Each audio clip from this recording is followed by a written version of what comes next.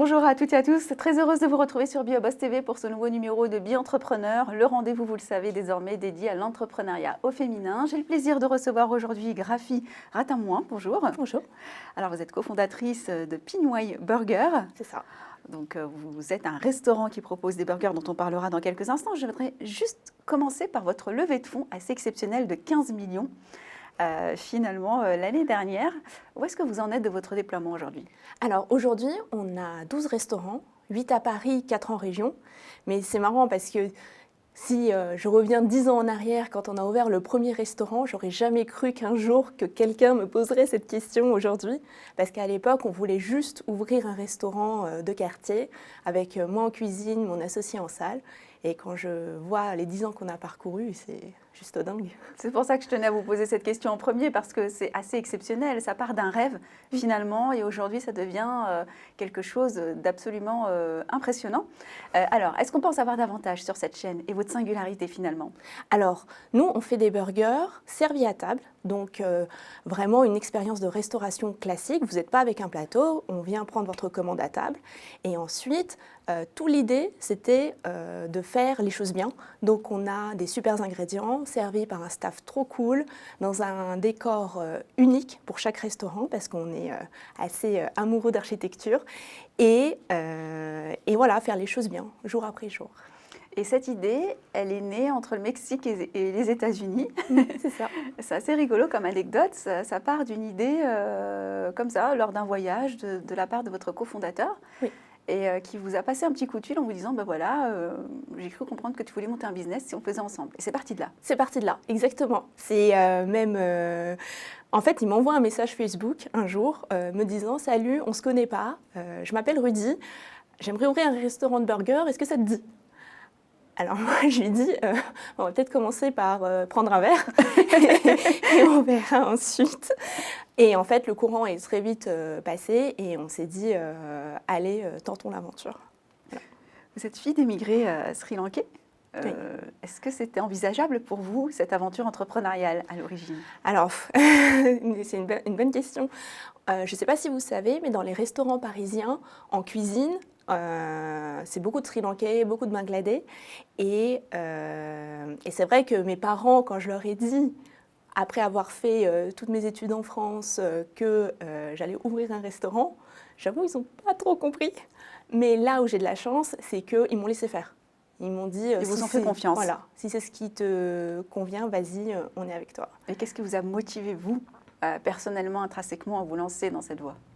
Dans la restauration? Alors en fait, moi je suis depuis toujours une amoureuse de l'hospitalité. J'aime m'occuper des gens. C'est vraiment un truc, c'est ce qui, enfin quand je sers un client et qu'il en ressort avec la banane, mais ça me met, enfin je trouve qu'on fait le plus beau métier du monde. Et voilà. Et alors, j'imagine que ça n'a pas forcément toujours été aisé. Peut-être ouvrir un restaurant de cette envergure, ça, effectivement, c'est une grosse machine. Donc, comment s'est passée l'aventure lors de la première ouverture? Est-ce que vous avez rencontré des difficultés? Lesquelles? Alors en fait, de toute façon, la règle de base dans un restaurant, c'est qu'il y a toujours quelque chose qui ne va pas. Il y a toujours quelque chose qui tombe en panne. Enfin bon, bref, il se passe toujours quelque chose. Mais en réalité, ça reste assez anecdotique. Je trouve que l'aventure humaine que c'est d'ouvrir un restaurant, d'avoir tout le staff qui se plie en quatre pour servir au mieux les clients qui ressortent contents. Enfin, tout ça, ça vaut le coup de vivre toutes ces petites galères voilà. Au quotidien. Alors Oui. Aujourd'hui, vous avez levé 15 millions, mais comment vous avez financé le premier? Alors le premier, on a pris un peu d'argent à droite à gauche, mais surtout ça a été de la dette bancaire parce qu'on a de la chance, on est un secteur qui se finance très très bien par de la dette. Donc voilà. Et aujourd'hui, si vous deviez refaire finalement certaines choses, est-ce qu'il y a des choses que vous modifierez? Est-ce que vous conserverez tout tel quel? En vrai, je crois qu'on resterait tel quel. Ce qu'on se dit souvent avec mon associé, c'est que on a la chance de dessiner les journées qui nous plaisent chaque jour. Enfin, quand on a ça, c'est la liberté de l'entrepreneuriat. C'est magique. Votre rythme de croissance aujourd'hui? Alors, en fait, on a vraiment accéléré. Donc jusqu'à présent, on ouvrait grosso modo un pied noir par an et on est en train de passer à un par mois. Donc c'est pas le même rythme. Ouais. C'est pas le même métier, mais c'est excitant parce que tout le challenge, c'est de réussir à faire cette duplication, mais sans perdre ce qui a fait l'âme du tout premier pied noir.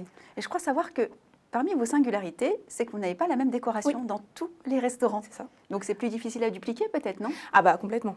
Mais je pense que quand on fait les choses par passion, ça soulève toutes les barrières parce que c'est surtout mon associé qui aime tellement l'architecture que pour lui c'est un plaisir que de dessiner des pieds noirs différents. Donc il n'y a pas de problème. Alors, des entrepreneurs nous regardent. Est-ce que vous aurez des conseils à leur transmettre? Peut-être qu'elles sont porteurs de projets et pas encore finalement sous la casquette d'entrepreneur. Qu'est-ce que vous pourriez leur conseiller? Moi, la seule chose que je dirais, c'est qu'en vrai, il n'y a rien à perdre à se lancer. Enfin, il ne peut rien se passer. Enfin, le seul risque, c'est de réussir. Et vos projets désormais sur le long terme? Alors là, l'idée, c'est de couvrir la France, enfin, de mailler toute la France, d'avoir une 50aine de pieds noirs d'ici 5 ans. Voilà, c'est le job. C'est déjà de bons projets. Je pense que vous allez être occupé pendant quelques années. En tout cas, merci beaucoup pour votre présence.